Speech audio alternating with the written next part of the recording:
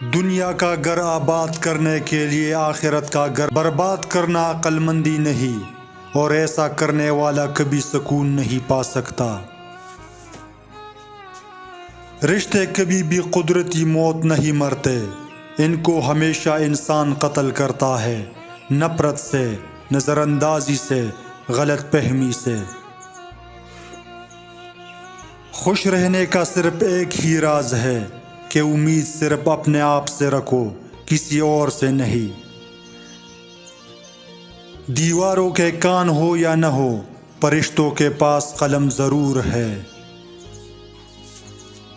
اللہ تمہیں انسان کی محبت سے گزار کر خود تک لاتا ہے۔ آج خود کو اتنا تنہا محسوس کیا جیسے لوگ دفنا کے چھوڑ گئے ہو۔ ہم حسین ترین، امیر ترین، ذہین ترین اور زندگی میں ہر حوالے سے بہترین ہو کر بھی بالآخر مر جائیں گے۔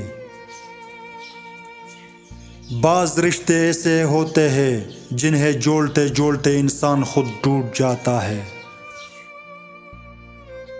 اگر کبھی ایسا لگے کہ تم تک چکے ہو اور دعا مانگنا بھی مشکل لگے تو اللہ تعالیٰ کے آگے صرف ہاتھ پھیلا لیا کرو۔ تمہارے پھیلے ہاتھ اس بات کا ثبوت ہے کہ تم رب کائنات کے محتاج ہو، اور میرا رب تو خاموشیوں کو بھی سن لیتا ہے۔ تم حرام چیزوں سے بچو، سب لوگوں سے زیادہ عابد ہو جاؤ گے۔ اللہ کی تقسیم شدہ رزق پر راضی رہو، سب لوگوں سے زیادہ بے نیاز رہو گے۔ اپنے پڑوسی کے ساتھ احسان کرو، پکے اور سچے مومن رہو گے۔ دوسروں کے لیے وہی پسند کرو جو اپنے لیے پسند کرتے ہو، سچے مسلمان ہو جاؤ گے۔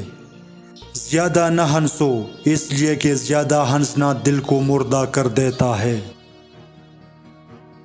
انسان سختیاں برداشت کیے بغیر، غم سہے بغیر، تلخ تانوخ سے گزرے بغیر ایمان کی لذت کو چکھ ہی نہیں سکتا، اللہ کے قریب قرب پا ہی نہیں سکتا۔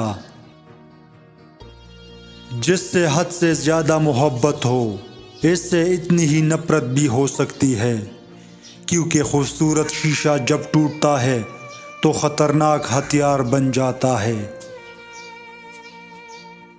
جب آپ کے ساتھ ایسا ہونے لگے تو سمجھ جاؤ کہ وہ انسان آپ کو دیکھنا چاہتا ہے اور آپ سے بات کرنا چاہتا ہے۔ جب کوئی شخص آپ کے خوابوں میں بار بار آئے تو سمجھ جاؤ وہ شخص آپ کو دیکھنا چاہتا ہے اور آپ سے بات کرنا چاہتا ہے۔ توڑنا نہیں جوڑنا سیکھیے، کیونکہ توڑنے والوں کی حویلیاں بھی ویران رہتی ہے اور جوڑنے والوں کی قبریں بھی آباد رہتی ہے۔ کامل یقین تو وہ ہوتا ہے جب آپ دعا مانگ کر انتظار کرنا چھوڑ دیں، صرف یہ سوچ کر کہ وہ تو اللہ ہے نا، وہ تو سب کی سنتا ہے اور قبول بھی کر لیتا ہے۔